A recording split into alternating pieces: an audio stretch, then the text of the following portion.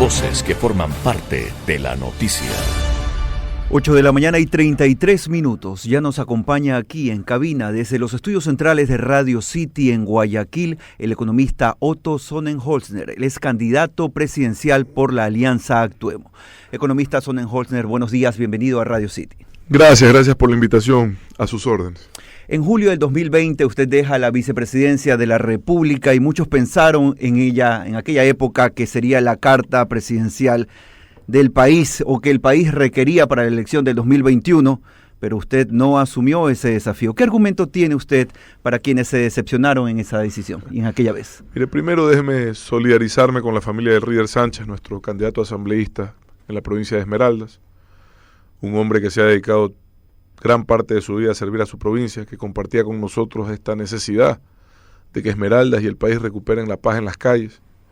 Fallece anoche víctima de la violencia criminal a la que estamos expuestos hoy todos los ecuatorianos, desgraciadamente, por robarle un celular, 3 tiros en la cabeza. Eso es lo que vale una vida. Estoy evidentemente conmocionado, en shock, no lo esperábamos, estábamos teniendo una bonita campaña con Rider, estábamos organizando nuestro viaje a Esmeraldas para el 24 de julio. Vamos a tener que adelantar el viaje, pero por las razones que no hubiésemos deseado. Les dejo un mensaje a los ecuatorianos. Si algo me tiene aquí hoy, es justamente el deseo que ustedes también tienen de recuperar la paz, de que un delincuente que comete un delito atroz como ese y atenta contra la vida de un ciudadano, cumpla una pena en un régimen de máxima seguridad como corresponde según el riesgo que representa, y que no acceda a ningún tipo de atenuante. Es decir, ¿qué casa por cárcel puede merecerse un tipo que atenta contra la vida de alguien? ¿Qué reducción de pena puede merecerse alguien que te pega 3 tiros en la cabeza? Hay que hacer una reforma legal para que los homicidios, las muertes violentas, los asesinatos, se paguen como corresponde. Y vaya, llórele los derechos humanos a otro lado. ¿Y dónde están los derechos humanos de la familia de Rider Sánchez? Y en este contexto, economista Sonnenholzner, ¿se puede realmente tomar ese desafío? Vamos a controlar las cárceles, vamos a hacer control de armas de verdad, vamos a fortalecer el trabajo, pero el equipamiento, el entrenamiento de la Policía Nacional. Discúlpame que estoy golpeado, hermano, porque no hay derecho. Y como Rider, 50 ecuatorianos en Esmeraldas cada 100.000 habitantes todos los años. Una estadística que hace 3 años, en julio del 2020, tú te referías a mi salida de la vicepresidencia. Hace 3 años esa estadística era menos de 7 a nivel nacional. Hoy es más de 30 y en Esmeraldas más de 50. ¿Y qué cambió entonces? Las cosas se han salido de control. ¿Quién las dejó salir de control? Hay problemas de liderazgo, hay problemas de equipamiento, hay problemas de definición de los roles de la fuerza pública. ¿Cómo puede ser? Y discúlpame que te diga esto, porque además, ¿por qué estamos en esta crisis? Hagamos memoria. Okay. Estamos en esta crisis no de inseguridad política, porque unos políticos no se pusieron de acuerdo en el reparto del poder y nos han traído una elección que ¿saben cuánto les cuesta a los ecuatorianos? Anticipada en circunstancias extraordinarias, $80 millones. ¿Sabes cuánto cuesta nuestra propuesta de recuperar el control de las cárceles? $80 millones. Pero los estamos votando en los caprichos de los políticos, de una clase política desconectada con la realidad de los ecuatorianos, preocupada por la venganza, por la impunidad, por el odio, por el reparto, y totalmente alejada de la solución de los problemas de nuestro país. $80 millones para que seamos candidatos y vayamos a votar nuevamente por el fracaso de los políticos. Por eso estamos aquí. Lo que costaba resolver el problema penitenciario, poner tecnología, inhibidores de señales, escáneres, sistemas de videovigilancia, $80 millones costaba en todas las cárceles del Ecuador. Lo que cuesta hacer 2 hospitales de primer nivel que hacen falta, por ejemplo en Quinindé, donde acaban de asesinar a Rider, que lo tuvieron que llevar a Santo Domingo porque no hay hospital. Cuesta $40 millones el hospital de Quinindé. 2 de esos hacían. Aquí estamos porque tenemos una clase política miserable, de aperro, que lo único que hace es preocuparse de sus problemas y no de los de la gente. Economista. ¿Y por qué esta vez? Por esto, pues. Porque el país cuando yo dejé la vicepresidencia de la República, aquí no nos estaban matando como que si no valiera nada nuestra vida. Estábamos saliendo de una crisis sanitaria con mucho esfuerzo, con mucho sacrificio. Estábamos retomando la normalidad. Para esos miserables que dicen que me fui en el peor momento. ¿Dónde estaban ustedes cuando aquí estábamos cargando muertos? Porque no los vi, ahora los veo que todos opinan. ¿Dónde estaban? Economista. Por eso estoy aquí, viejo, porque el país no aguanta más, porque sé que puedo ayudar. Yo no soy un salvador, yo no soy un mesías, yo no me creo nada. Pero sé que tenemos la capacidad para hacer las cosas bastante mejor de lo que está pasando hoy. Pero sí había gente, y coincidimos en eso, y su gente también, su buró político, también gente que sabía que en el 2021 usted podía haber sido una carta muy interesante para el país. Y todavía, gracias a Dios, hay gente que sigue creyendo y que nos está poniendo en segunda vuelta y que nos va a permitir ganar esa segunda vuelta y servir a los ecuatorianos como corresponde. Y repito, no es que se van a resolver los problemas del Ecuador en 15, 16 meses, pero por lo menos vamos a empezar a caminar en el sentido correcto, con sentido de urgencia, hacer las cosas que nadie hace. ¿Cómo vas a creer que te demoras 2 años en comprar chalecos antibalas? Explícame eso. Y balas cuando no hay armas. Perdóname, aquí nomás cerca de donde estamos, voy al Distrito Sur, 300 policías nuevos, no tienen ni colchones. Voy a Daule, si el alcalde lanza un sistema de biovigilancia muy bien montado, enhorabuena, y el patrullero no puede responder a las alertas porque no tiene batería. Ya no es un tema ni de plata, hermano, es un tema sencillamente de ganas de hacer las cosas y de estar en contacto con la realidad. Economista, vamos a... Perdón, disculpen con tu audiencia, que la verdad es que ha sido... No se preocupe, es entendible. A ver, vamos a los puntos. El tema de seguridad. Sus puntos sobre el tema de seguridad, que es lo que en las encuestas siempre sale más alto, cuál es la necesidad de la gente. Mira, que no creas que, y a veces me preocupa, porque como tenemos la mala costumbre de cotidianizar lo negativo, ya lo de seguridad viene bajando, no porque haya mejorado la seguridad, sino porque ya la aceptamos, hemos empezado a aceptar que es normal vivir así. Y ese sí es el peor de los mundos. Sí, es lo que siempre dice Córdoba. Y mira, hoy el problema nuevamente nos salió porque hacemos encuestas todas las semanas. Ahora es el tema del desempleo, que siempre ha sido alto. Pero la gente como que ha ido aceptando que ya te extorsionen, que ya te secuestren, que ya te maten, y no podemos aceptarlo. Entonces nuestra propuesta contra la inseguridad, nuestro eje de paz en las calles, pasa primero por controlar las cárceles. Porque desde ahí es que operan la mayoría de los grandes criminales que tiene este país. ¿Por qué? Porque claro, ahí no estamos separados, sino están unidos los delincuentes por afinidad de pandilla. No hay separación por grado de peligrosidad. Entonces, mira, yo lo que propongo es controlar las cárceles con tecnología, pero sobre todo, es decir, escáneres, inhibidores de señales, lo que les decía hace un rato, ¿no?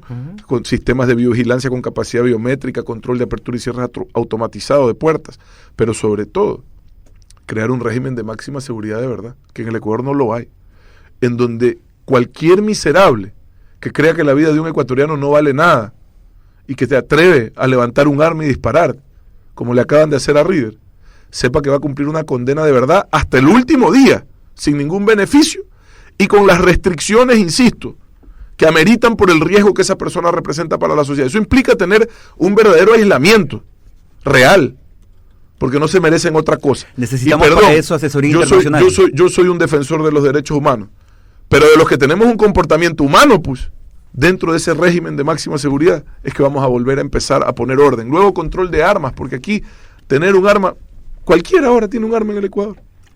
Hay que controlar armas con inteligencia, no con un par de operativos de vez en cuando. Esta es una competencia de las Fuerzas Armadas en la que se tiene que activar en su máxima capacidad. Control de armas con tecnología, que nos permite interceptar realmente telecomunicaciones, cuentas bancarias y poder golpearles donde más les duele, en el bolsillo y en su armamento, saber por dónde entran las armas, a quién se las compran, cómo las pagan, dónde las guardan. Todo esto existe, pero el Ecuador no lo usa, no lo tiene. Y tenemos que invertir en eso para poder dar resultados rápidos y poner a la fuerza pública en posición de superioridad por encima de la delincuencia. Me parece muy bien la propuesta del tema de combatir, como lo está planteando, a la delincuencia, pero ¿qué hacer con el lado de la justicia? Pues porque la justicia suelta a los delincuentes más tenaces que existen en el país, y no creo, perdone si me equivoco, o es mi punto de vista, porque no todos los jueces son los que le tienen miedo, pues también hay jueces corruptos que reciben el dinero suficiente para ser chantajeados y poder liberar a todas estas mafias de las cárceles del país. Por más segura que esté la cárcel, emiten una orden de libertad. Ya, bueno, te repito, ¿no? Hay que hacer una reforma legal urgente para que quien ha cometido un asesinato no pueda acceder a ningún tipo de atenuante ni beneficio. Quien ha atentado contra la vida de una persona con alevosía, como se ve todos los días, a mi criterio, y yo creo que a criterio de la mayoría de los ecuatorianos, y quien no estén de acuerdo, vamos a una consulta popular, no merece acceder a ningún tipo de beneficio. A ningún tipo de beneficio. Cumple hasta el último día de su condena la máxima pena posible. ¿Ya? Primero eso, Ronald, para combatir esa posibilidad relacionada a esa discrecionalidad judicial a la que tú te refieres. ¿Ya? Primero. Segundo, no solo a los jueces o fiscales corruptos que existen, sino en general para combatir la corrupción. Estamos planteando un fortalecimiento integral tecnológico, sobre todo del SRI de la UAFE, para dar rastreo real al dinero mal habido. Porque hay dos cosas que no se pueden esconder: la tos y el dinero mal habido, hermano. Sino que si no lo buscas, no lo encuentras. Pero hay que buscarlo, primero.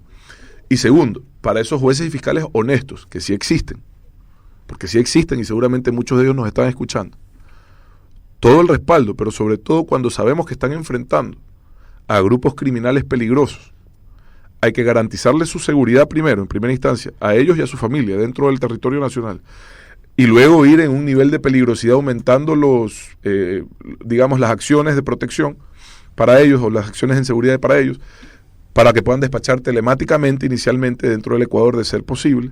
Y si es que ya la situación es más grave, estamos proponiendo el despacho telemático desde sedes diplomáticas para que tengan jurisdicción. No han de ser demasiados, han de ser pocos casos, pero queremos crear esa posibilidad, porque también hay jueces y fiscales que están siendo asesinados, Ron.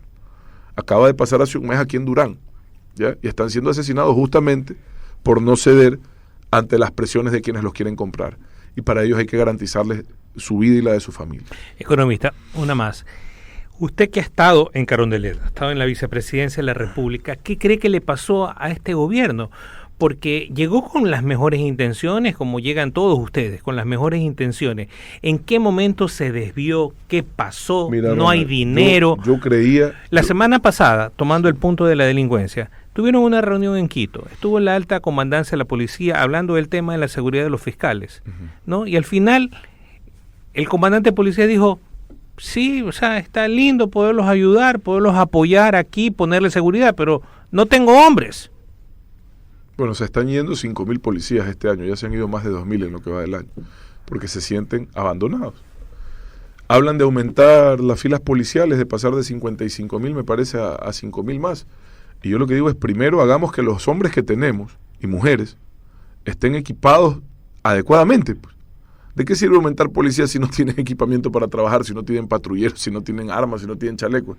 Mejor equipemos adecuadamente a los que tenemos. Empecemos por ahí, uno empieza, primero se pone uno el calzoncillo y después el pantalón. Pues solo Superman se pone el calzoncillo encima del pantalón. Correcto. Sí.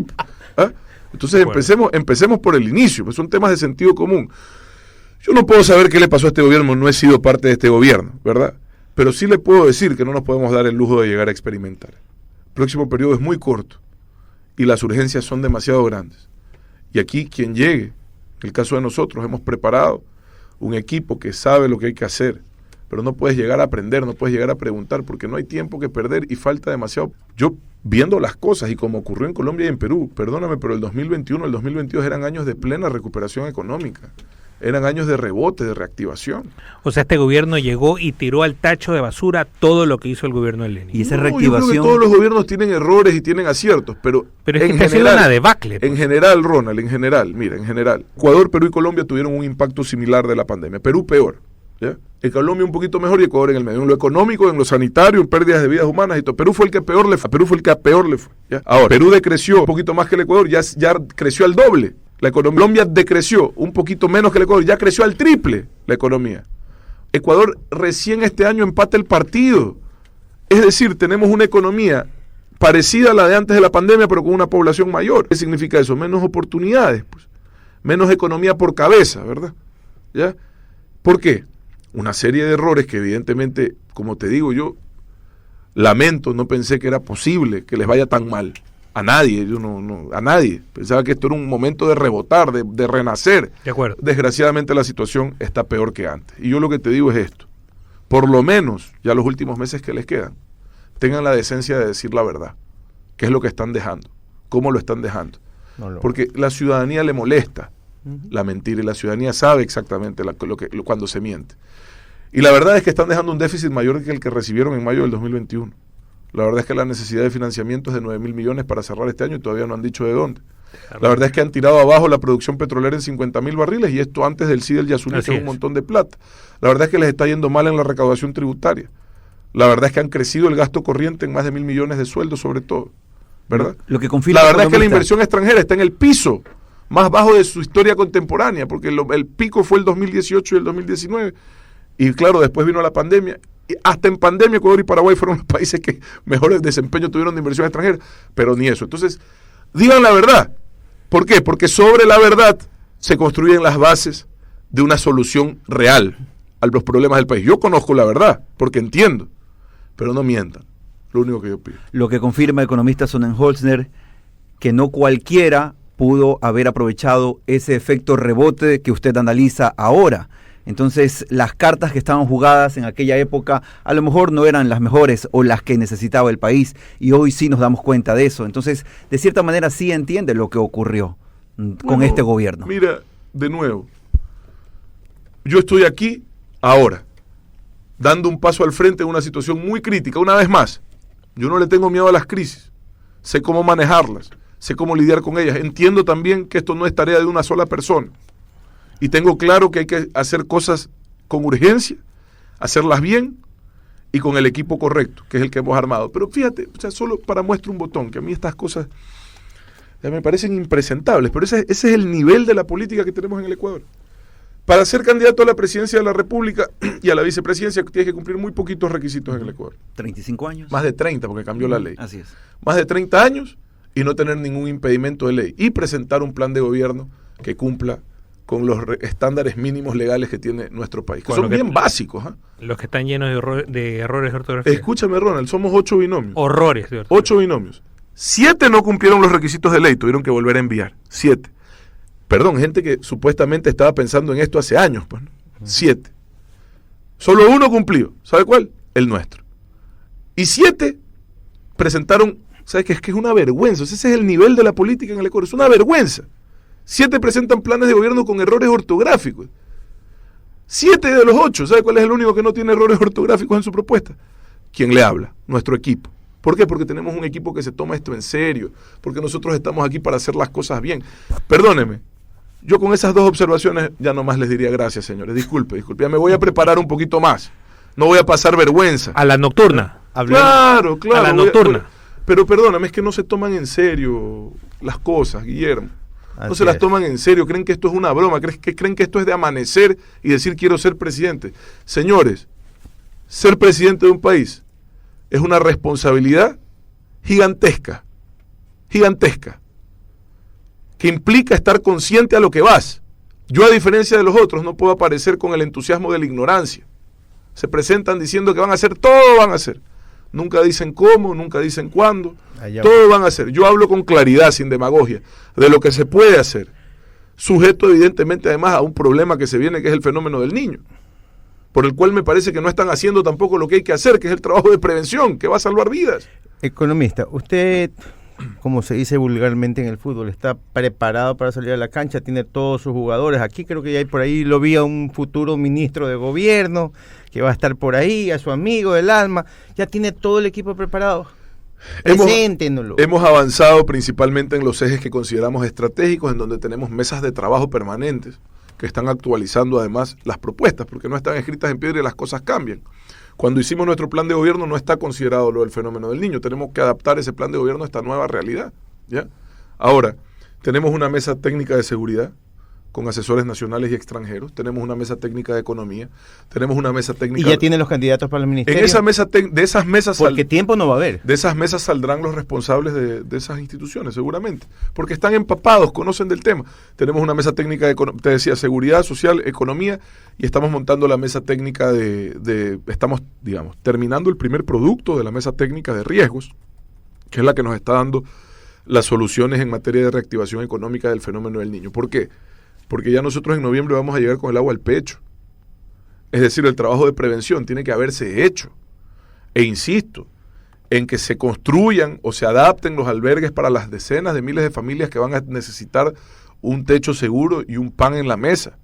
Insisto en que se haga el trabajo de prevención, sobre todo de mantenimiento, de drenajes y sistemas multipropósito que tiene el país que pueden servir para contener esto, porque inundaciones va a haber. Usted puede hacer lo que usted quiera hacer, inundaciones va a haber. El tema es cómo evitamos que esas inundaciones tengan un efecto mayor. Insisto en que identifiquen y actualicen las zonas de riesgo y las rutas de evacuación para esas familias. Que compren botecitos, papá, de esos inflables, Zodiac creo que se llaman.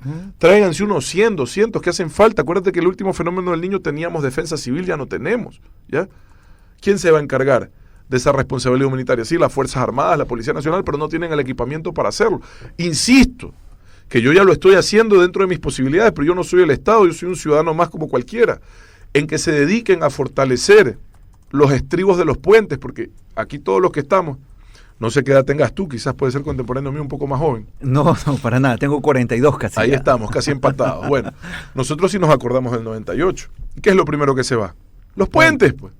Como no han hecho el trabajo de protegerlos con muro de gavión, que tarda un poco más a los estribos, por lo menos pongan saquitos de arena, que no cuesta nada. Pero muestren al menos voluntad. Porque quizás con sacos de arena también se ve el puente, pero con que ganes 2-3 días, que pueda... Ayuda.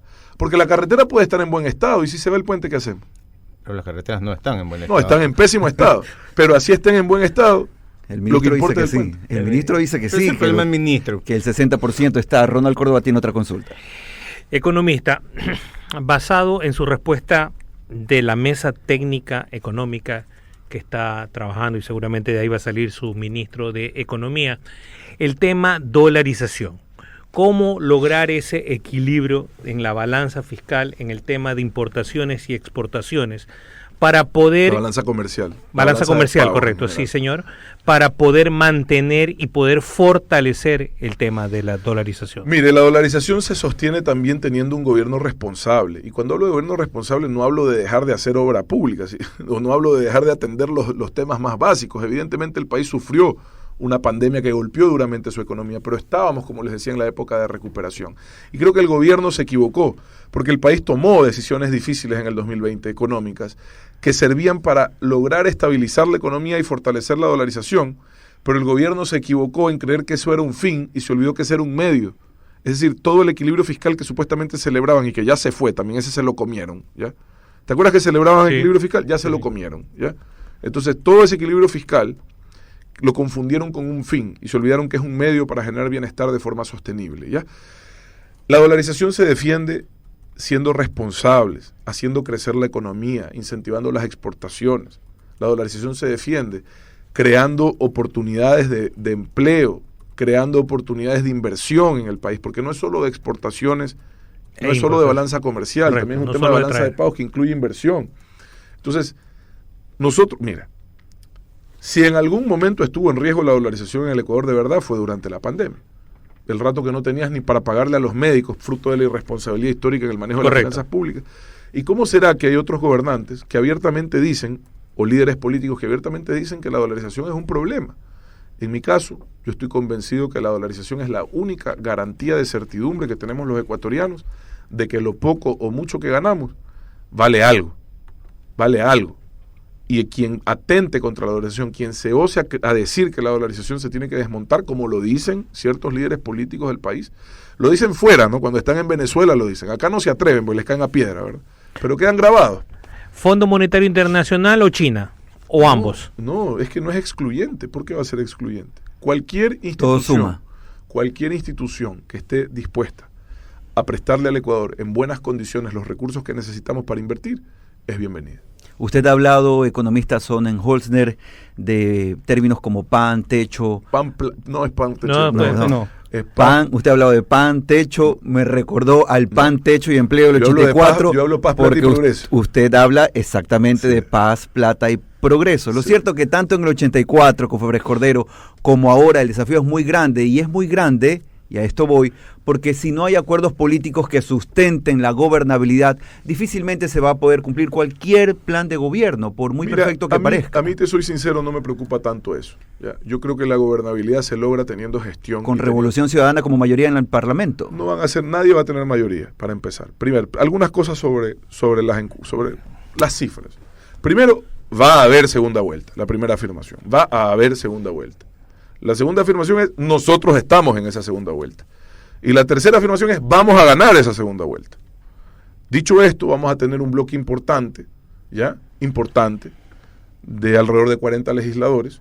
Nadie va a tener más de 50 legisladores, te hago esa afirmación también. Nadie va a tener más de 50 legisladores. Y creo que las mayorías se van a armar en función de un liderazgo claro y de un gobierno que dé resultados. Tendrían Y por entendimientos otro- con la gente de Pachacutic, por ejemplo. Y en otro punto, yo no estoy aquí para pelearme con los políticos. No me interesa. Nunca lo he hecho porque creo que es estéril, creo que no le trae nada a la gente. Yo estoy aquí para dar lucha por solucionar los problemas de la gente. Y quienes se quieran sumar bajo esa lógica son bienvenidos, ¿ya? Y quienes quieran seguir siendo obstáculo del desarrollo y no ser vehículo para el progreso, pues evidentemente la ciudadanía sabrá cuestionarlos y castigarlos como corresponde. Nosotros vamos a liderar un programa de gobierno eficiente, con sentido de urgencia, que se dedique, insisto, a resolver los problemas de quienes más necesitan. Economista, lo conozco hace algunos años ya, y sé que al igual que Pero yo... no estamos viejos. No, para nada. Yo recién cumplo 52 años este año. Y por eso le voy a hacer esta pregunta, porque la he vivido alrededor de los últimos 40 años de democracia. ¿Cómo va a ser su relación con la prensa? Sobre todo cuando lo critiquen. Usted viene de la prensa.